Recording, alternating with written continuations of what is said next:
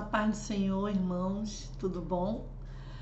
Hoje nós vamos refletir um pouco sobre o Salmo 51. Esses dias eu andei estudando esse salmo porque foi o texto áureo da nossa EBD e eu pude ver o quanto esse salmo é lindo, lindo, lindo, maravilhoso. Porque quando a gente começa a estudar com detalhes, né? A gente se apropria de belezas que quando a gente lê rápido a gente não presta atenção. Então eu convido os irmãos a abrirem as Bíblias de vocês no Salmo 51. E eu vou ler, depois a gente vai ler novamente com algumas explicações, amém? Então vamos lá. A minha Bíblia é Almeida Revista e Corrigida. Então, se a sua for a mesma, fica mais fácil de acompanhar, porque às vezes as pessoas têm dificuldade, tem uma versão, uma tradução diferente, mas o objetivo é o mesmo, é apenas dar um esclarecimento, né? Trazer a beleza desse salmo para a gente. Então, independente da sua versão, você tenta compreender da melhor forma as explicações, porque muitas das vezes você vai encontrar sinônimos, né? Estruturas bem parecidas, mas não as mesmas, mas isso não vai tirar a beleza do salmo, tá bom? Bom, Salmo 51. Tem misericórdia de mim, ó Deus, segundo a tua benignidade. Apaga as minhas transgressões segundo a multidão das tuas misericórdias. Lava-me completamente da minha iniquidade, purifica-me do meu pecado. Porque eu conheço as minhas transgressões e o meu pecado está sempre diante de mim. Contra ti somente pequei e fiz o que a teus olhos é mal, para que seja justificado quando falares e puro quando julgares. Eis que em iniquidade fui formado e em pecado me concebeu minha mãe. Eis que amas a verdade no íntimo e no oculto me fazes conhecer a sabedoria. Purifica-me com hisopo e ficarei puro. Lava-me e ficarei mais alvo do que a neve. Faze-me ouvir júbilo e alegria, para que gozem os ossos que tu quebraste. Esconde a tua face dos meus pecados e apaga todas as minhas iniquidades. Cria em mim, ó Deus, um coração puro e renova em mim um espírito reto. Não me lances fora da tua presença e não retires de mim o teu Espírito Santo. Torne a dar-me a alegria da tua salvação e sustém-me com um espírito voluntário. Então, ensinarei aos transgressores os teus caminhos e os pecadores a ti se converterão. Livra-me dos crimes de sangue, ó Deus, Deus da minha salvação, e a minha língua louvará altamente a tua justiça. Abre, Senhor, os meus lábios e a minha boca entoará o teu louvor. Porque te não comprases em sacrifícios, senão eu os daria. Tu não te deleitas em holocaustos. Os sacrifícios para Deus são o espírito quebrantado. A um coração quebrantado e contrito não desprezarás, ó Deus. Abençoa Sião segundo a tua boa vontade, edifica os muros de Jerusalém. Então te agradarás de sacrifícios de justiça, dos holocaustos e das ofertas queimadas. Então se oferecerão novilhos sobre o teu altar. A meditação que nós vamos fazer hoje é somente até o versículo 17. Porque como a gente pode perceber, os versículos 18 e 19 já estão falando de outro assunto. Digamos assim, não é exatamente seguindo a mesma temática do Salmo 51. Então, nós vamos aqui nos deter no Salmo 51. O Salmo 51 é cantado. Os salmos são cânticos, né? E Davi, está ali num momento em que ele está pedindo perdão ao Senhor pelo pecado que ele cometeu, né? Quem conhece a palavra sabe que ele quis a esposa de um dos seus soldados, seus servos, né? E se deitou com ela. E depois planejou para que esse soldado ficasse à frente de batalha, voltasse para a guerra, e pediu que ele ficasse à frente da batalha, justamente para que ele fosse morto da guerra, para que ele pudesse ficar com a esposa dele. Então é um momento assim que ele está se quebrando todo para Deus e se mostrando como se Deus não soubesse, obviamente, que Deus manda o profeta Natan e conta uma parábola, uma história, e o próprio Davi diz, esse deve ser morto. Pois é, Natan, mas Natan diz, pois esse, Davi, é você. E aí ele tem assim um choque de realidade, porque às vezes a gente peca e acha que Deus não está vendo, né? As pessoas ao nosso redor podem não estar sabendo do que você está maquinando, do que eu estou maquinando. Estou falando assim, conjecturas, não estou dizendo que está todo mundo em pecado aqui, não é isso. Mas Deus nos conhece. A motivação até de uma boa ação. Às vezes a pessoa fala, nossa, que mulher caridosa, que pessoa boa de coração, olha ali. E Deus conhece a motivação, ela não está fazendo para me agradar, ela está fazendo para aparecer. Então, assim, Deus conhece o interior do ser humano. O interior do ser humano, ele às vezes, nós mesmos não nos conhecemos, né? O nosso interior nos prega peças, mas não para Deus. Deus sabia de tudo que estava acontecendo, Deus sabia que Urias foi morto, porque houve um planejamento estratégico da parte de Davi para que isso acontecesse. Imagina, Davi, um rei que Deus levantou para guiar o seu povo, para direcionar o seu povo, para governar o seu povo. Um homem segundo o coração de Deus. Segundo o coração de Deus porque ele pecava, mas ele refletia, ele se arrependia verdadeiramente. E ele ia direto ao Senhor para pedir perdão. Ele não vivia naquele pecado, feliz, estou pecando contra Deus, não. Porque o tema da nossa EBD foi exatamente esse, confessando e abandonando o pecado, né? E a gente só fala daquilo que sabe ou daquilo que quer ser dito, né? Às vezes você sabe, mas você não quer verbalizar. O pecado, ele precisa ser, antes de qualquer coisa, percebido, né? Você tem que ter a consciência de que o que você está fazendo está desagradando o coração de Deus. É a primeira coisa. Porque quando você não tem essa consciência, você não está ouvindo nem a voz de Deus, ou não quer ouvir. Você tem a consciência, mas não quer pedir perdão, não quer mudar. Porque quando você tem a consciência, né? O próximo passo após você ter essa consciência é se arrepender de verdade, né? De verdade, profundamente. E depois que você se arrepende, você confessa a Deus esse pecado. Conta para ele, como se ele não soubesse, na verdade, mas tem que contar, tem que desabafar, tem que falar. Senhor, me perdoa, eu não sou nada, eu preciso do teu perdão. E aí, o próximo passo é abandonar esse pecado. Não adianta nada você ter a consciência, você se arrepender, você confessar e continuar pecando. Ah, mas Deus perdoa, não é assim não, irmão.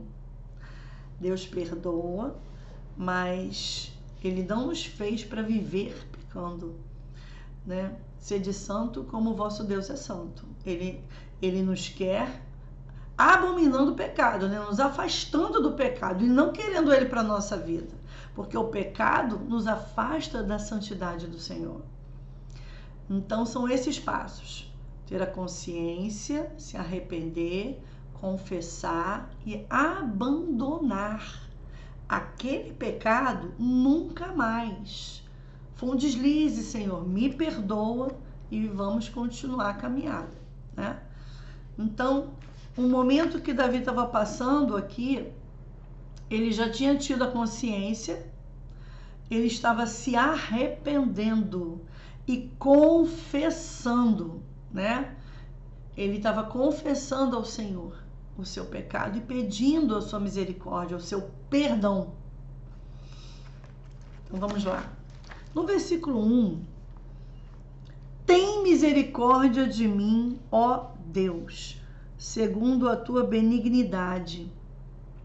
É um verbo que está no imperativo. O verbo imperativo é utilizado para ordens ou pedidos. Então Davi está suplicando: tem misericórdia de mim. Tem. É um pedido, uma súplica.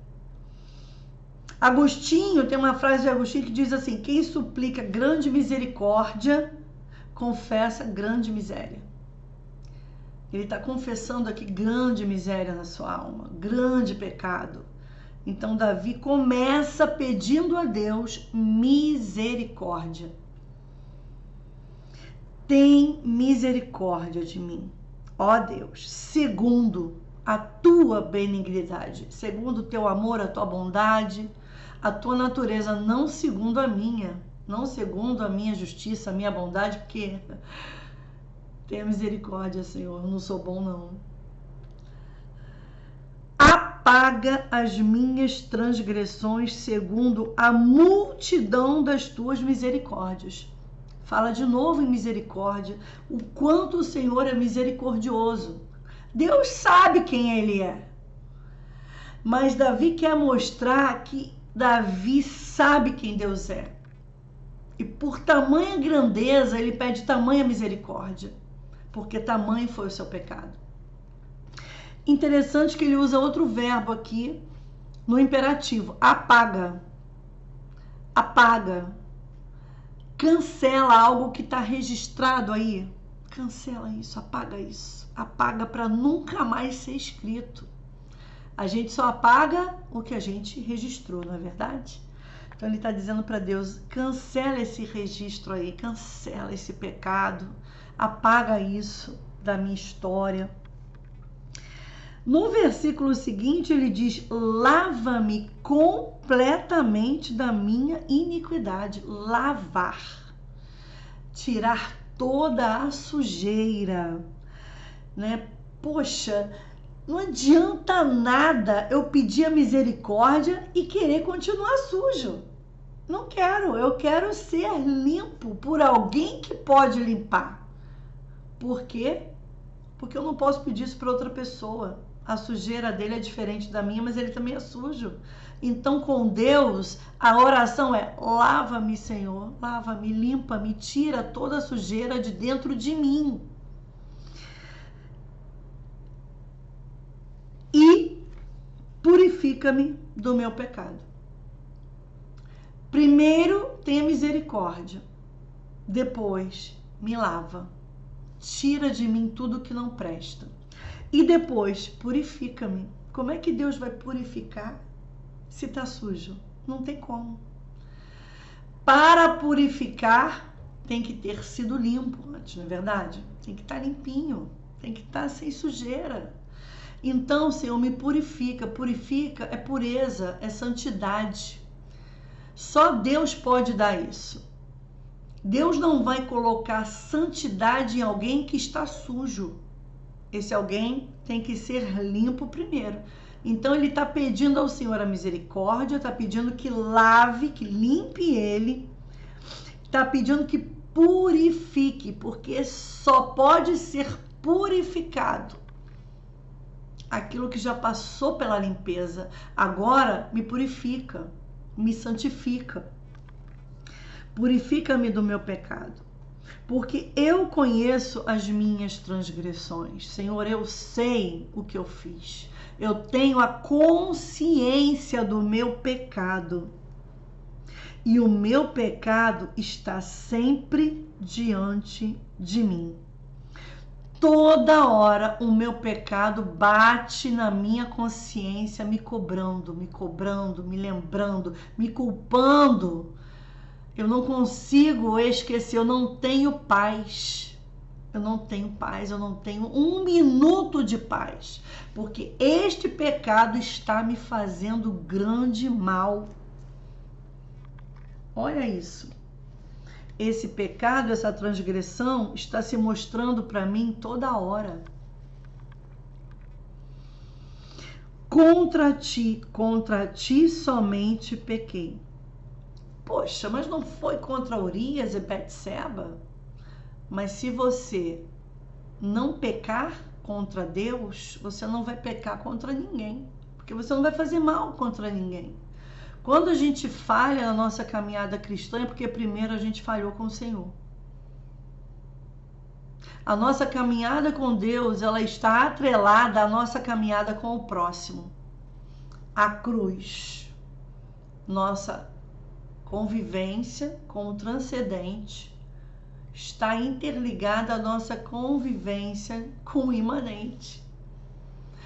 O santo está na nossa vida, a nossa vida em santidade está atrelada à nossa vida com os nossos irmãos. Mas quando eu peco com Deus, eu peco com quem está do meu lado. É verdade. A gente acaba fazendo mal para as pessoas, a gente acaba decepcionando, entristecendo, alguma coisa a gente acaba fazendo contra quem está próximo de nós, né? Amar a Deus sobre todas as coisas, de todo o nosso pensamento, de toda a nossa alma, é o primeiro mandamento, não é isso que Jesus diz?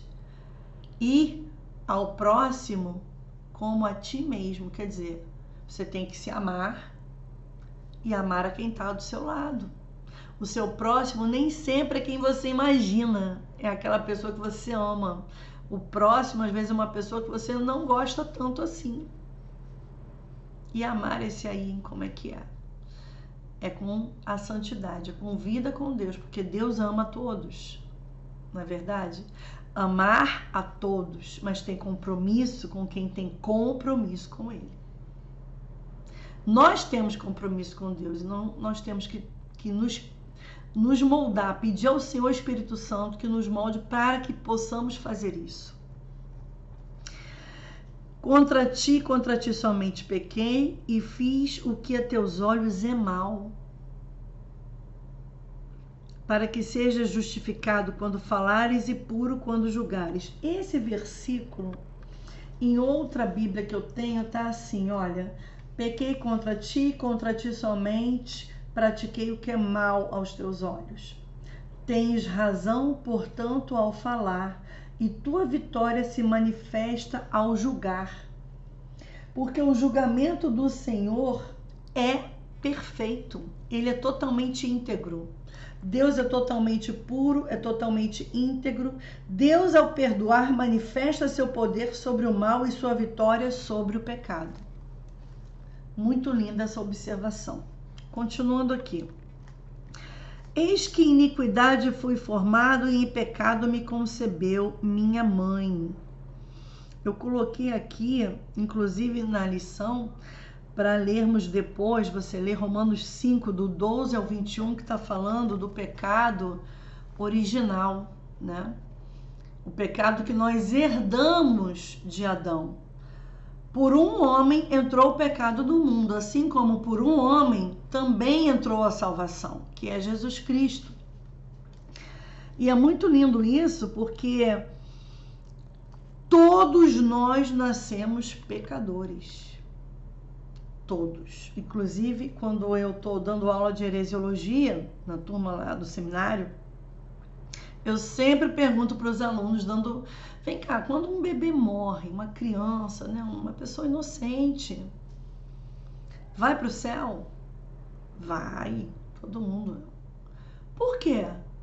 Ah, porque é pura, porque não tem consciência ainda, porque é inocente. Eu falei, Se a gente afirma isso, como eu já cansei de afirmar, a gente está dizendo o seguinte, essa criança não precisa de Jesus.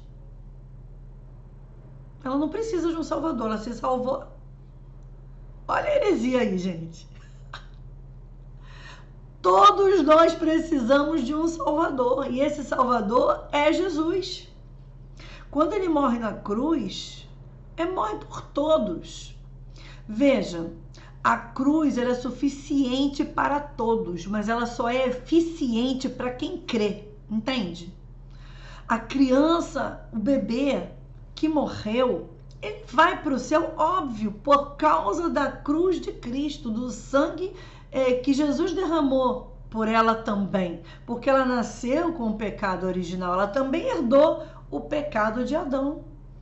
Ela não está livre, todos nós nascemos com este pecado original. Então, o ir para o céu, o ter esse encontro com Deus pós-morte não é mérito nosso. É muito bom não. É a graça de Deus sobre a nossa vida, é o sangue de Jesus Cristo lá na cruz, tá? Porque quando a gente fala que a criança foi para o céu porque ela era pura e inocente, sim, ela era pura e inocente, mas ela nasceu com o pecado original. Ela precisa de um salvador. E esse que morreu na cruz salvou ela também, tá? Bom, eis que em iniquidade fui formada, em pecado me concebeu minha mãe. Eis que amas a verdade no íntimo, e no oculto me fazes conhecer a sabedoria. Aqui nessa outra versão tem assim: eis que amas a verdade no fundo do ser, e me ensinas a sabedoria no segredo. Sabedoria vem de Deus, gente. A pessoa pode ter muito conhecimento, pode saber muita coisa. Em Tiago, tem lá, ó, peça a sabedoria a Deus que Ele dá de graça. Gratuitamente, é só pedir, pede a Ele que Ele dá. Porque sabedoria é outro departamento, né? Então, eu sei que o Senhor ama a verdade. Se ama a verdade, não ama a mentira. E ama a verdade no íntimo. Ele está falando assim, eu sei que o Senhor sabe que eu estou falando, e estou falando do fundo do meu coração. O Senhor tá me sondando aí. O Senhor conhece o meu interior. Eu sei que o Senhor ama a verdade, e a verdade do íntimo do nosso ser. Então, no versículo 7 eu tenho assim, purifica-me com hisopo. De novo, o verbo purificar, que é me dá santidade, né? Hisopo, gente, é uma planta usada para as purificações. No Antigo Testamento, você vai ver lá em Números 19, versículo 18. Depois pega lá e lê. Um ritual ali de purificação usando a planta, o hisopo, tá? E ficarei puro. Ele está se referindo à forma de purificação, né, que foi ensinada no Pentateuco, que é encontrada lá em Números. E lava-me, de novo, agora ele fala purifica-me e lava-me, né? No versículo 2 ele disse lava-me e purifica-me. Agora ele está falando purifica-me com hisopo e ficarei puro. Lava-me e ficarei mais alvo do que a neve. Já viu a neve como é branquinha? Então, se o Senhor me limpar, eu vou ficar mais alvo que a neve. Tem até um hino, né? Um hino da harpa cristã, do Inário, enfim, que fala alvo mais que a neve. E a gente canta muito isso no dia de Santa Ceia. Não está falando de cor da pele da pessoa, né? A gente está se referindo aqui, olha, mais alvo do que a neve eu serei por dentro, eu estarei limpo por dentro, sem pecado, mais santificado. Está falando do interior, né, de Davi. Faze-me ouvir júbilo e alegria. Me dá novamente alegria. Eu estou triste por dentro, eu estou arrasado. Faze-me novamente ter alegria, para que gozem os ossos que tu quebraste, para que desfrutem os ossos que tu quebraste. Deixa eu ver como está aqui. Faze-me ouvir o júbilo e a alegria, e dancem os ossos que esmagaste. Veja, Deus não quebrou osso nenhum de Davi. Mas, quando mostra a Davi, através do profeta Natan, o seu pecado daquela maneira tão certeira, e aquela consciência vem à tona, nossa, Deus viu, Deus está sabendo de tudo que eu planejei, de tudo que eu fiz. Por dentro, Davi está quebrado, porque o osso é a estrutura do nosso corpo. Nós, sem ossos, uma carne no chão, a estrutura que nos coloca de pé são os ossos.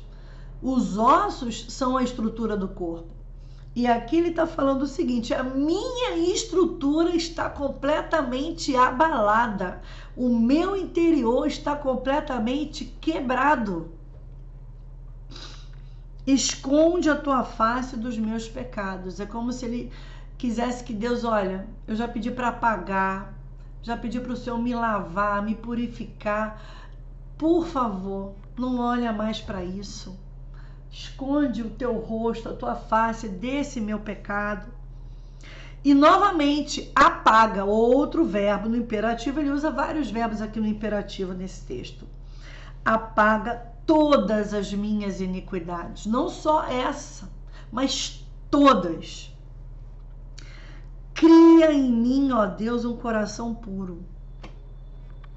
Criar é um verbo que a gente vê em Gênesis, né?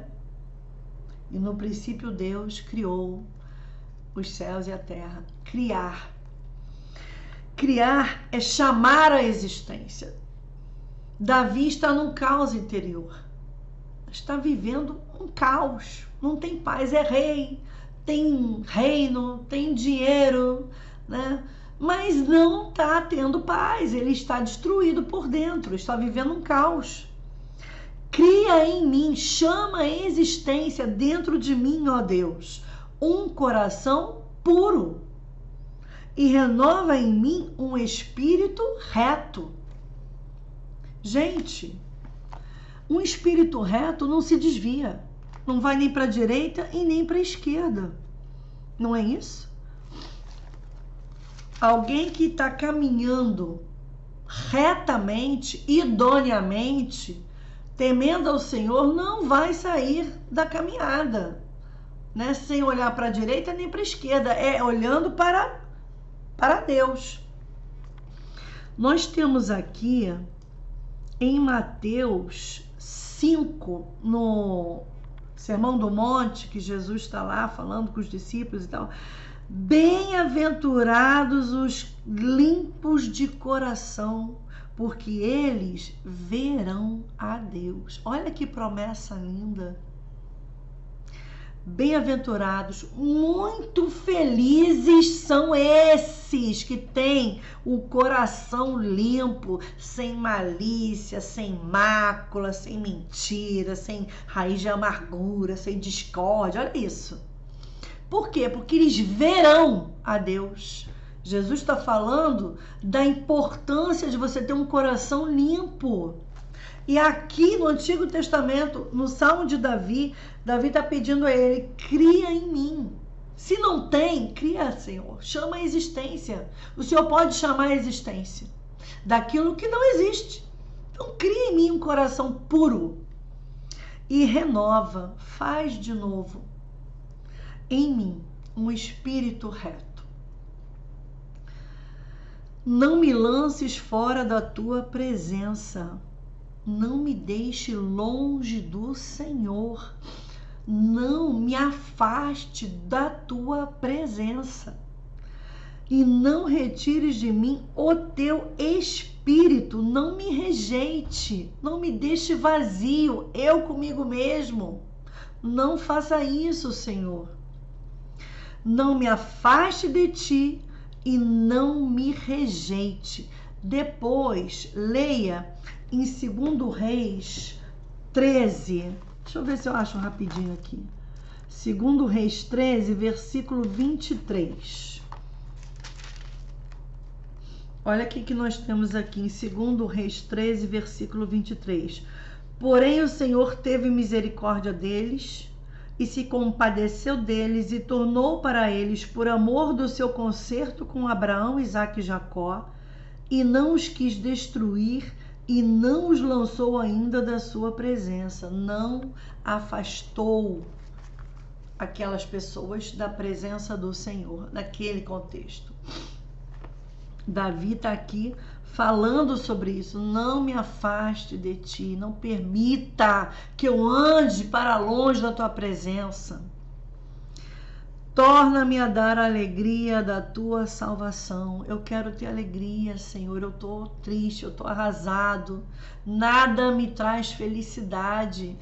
Torna-me a dar a alegria da tua salvação, a graça que sempre existiu, a graça de Deus. E diz assim: sustém-me com o espírito voluntário. Suster é firmar. Firmar, deixar firme, colocar de pé. Me coloca de pé com o espírito voluntário. Lembra quando a gente pergunta aí, quem é voluntário para fazer isso ou aquilo? Não é porque eu estou mandando A ou B fazer, mas A ou B vem por livre e espontânea vontade, vem como voluntário, trabalho voluntário. Você não está indo por interesse, você está indo porque você quer, você não está sendo forçado a nada. Só faz isso quem está com amor, né?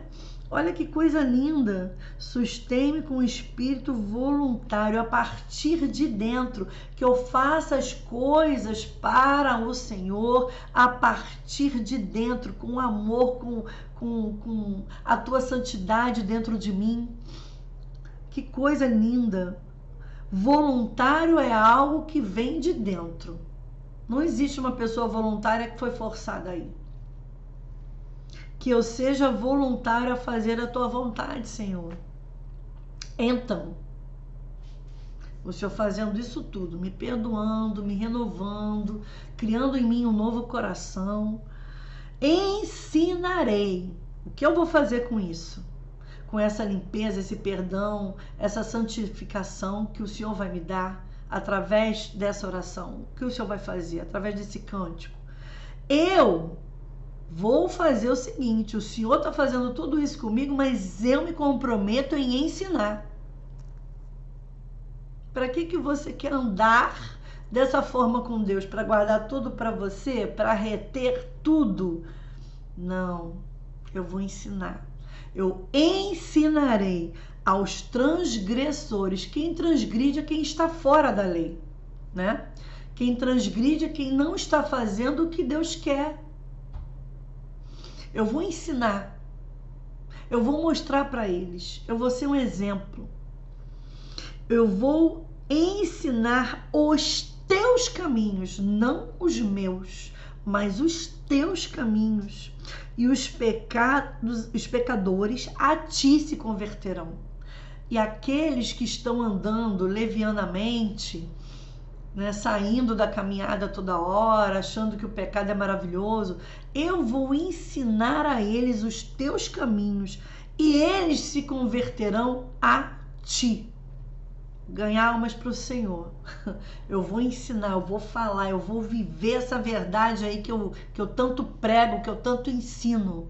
E eles vão se converter, vão se dobrar, vão mudar a história de suas vidas, vão sair dessa vida leviana para andar numa vida em santidade, porque eles vão se dobrar para o Senhor, vão se converter, vão mudar a rota e vão andar no mesmo caminho que eu estou andando. Agora, do meu lado, vamos lá, caminhando juntos em direção ao Senhor. Livra-me dos crimes de sangue.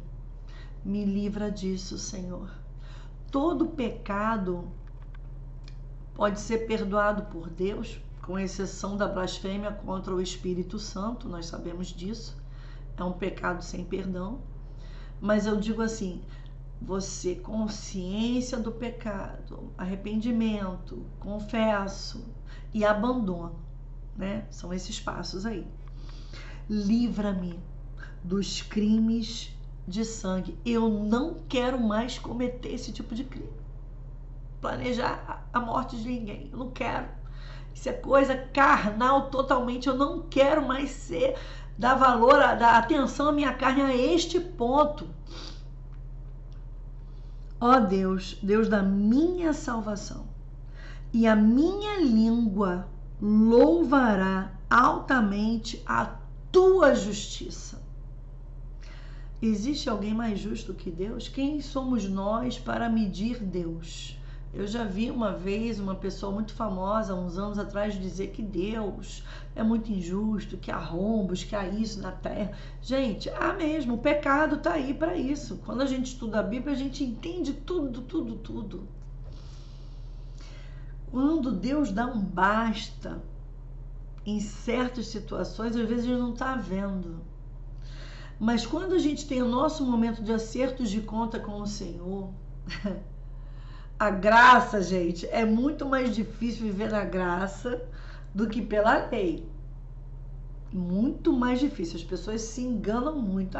Deus perdoa tudo, é tudo mil maravilhas. Não, nós vamos prestar contas um dia de tudo que nós fizemos sem Deus mandar ter feito, e a gente ainda diz que foi Deus que mandou. Tudo que nós falamos sem Deus ter mandado falar, ainda bota o nome de Deus no meio. De tudo que nós deixamos de fazer, que agradar ao Senhor, de tudo que nós fizemos de errado, a gente vai prestar conta, gente. Não é assim.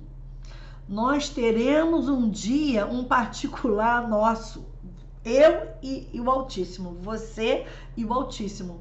E não tem desculpa, porque ele conhece tudo. O interior, conhecia toda a tua história, ele conhece todos os nãos que você deu para Deus, o motivo real. Não adianta vir com desculpa, porque a ele não vai convencer, porque ele sabe todas as coisas. Olha, isso é muito forte. A minha língua te louvará.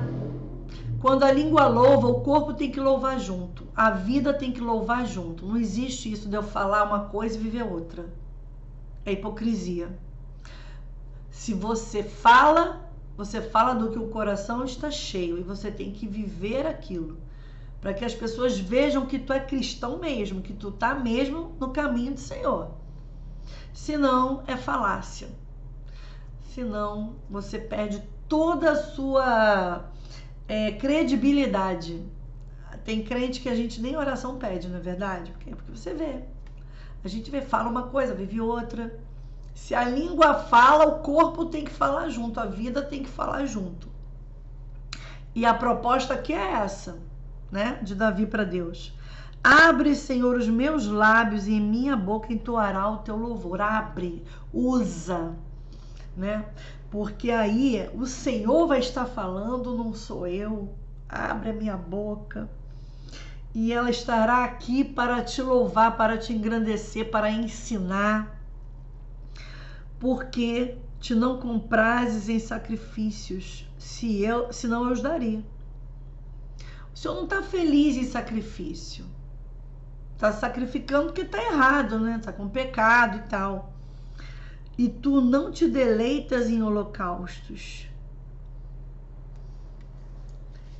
É muito melhor um coração quebrantado, um coração cheio da presença de Deus, que peca, mas que automaticamente já quer ser corrigido, já quer se corrigir, já quer mudar a rota, a estrutura, o caminho, se afastar daquilo que está te trazendo mal, né? Daquilo que está te levando para longe de Deus. Não é algo que você quer ficar.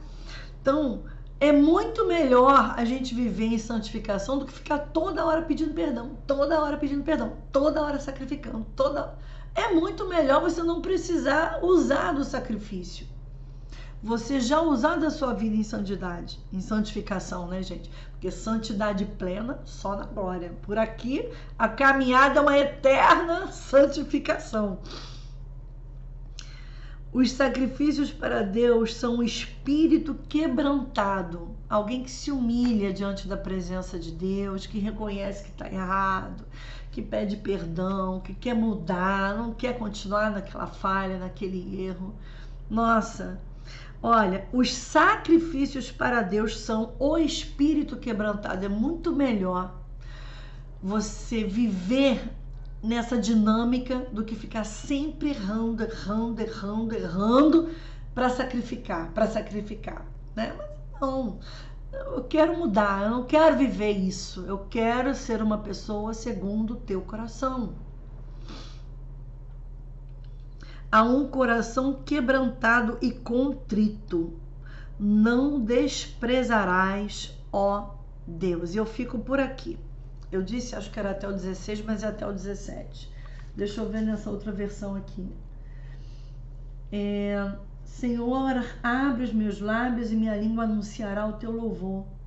Pois tu não queres sacrifício e um holocausto não te agrada. Sacrifício a Deus é espírito contrito, coração contrito e esmagado. Ó Deus, tu não desprezas. O Senhor não despreza aquele que se humilha. Os que se humilham serão exaltados. Não são os humilhados não, tá, irmãos? Eu vejo algumas pessoas falando, até pregadores, os que são humilhados serão exaltados. O texto diz, os que se humilham. É muito diferente você se humilhar e ser humilhado. Quando você se humilha, você mesmo se quebrou. Você se quebrantou. Você reconheceu. Você pediu perdão. Você quer mudar. Você quer abandonar o pecado. E aí, né, o Senhor, no momento oportuno, poderá te exaltar. Esse texto é de uma riqueza, de uma beleza que eu não podia deixar de gravar esse vídeo, porque eu fiquei assim maravilhada. E olha que eu já li o Salmo 51 muitas vezes. Mas quando a gente estuda, né, olha versículo por versículo, a gente vê a grandeza, a grandiosidade dessa maravilha que está registrado aqui, que nós podemos ter a honra de ler e reler na hora que a gente quiser. Então, que a gente possa meditar nesse salmo de maneira diferente.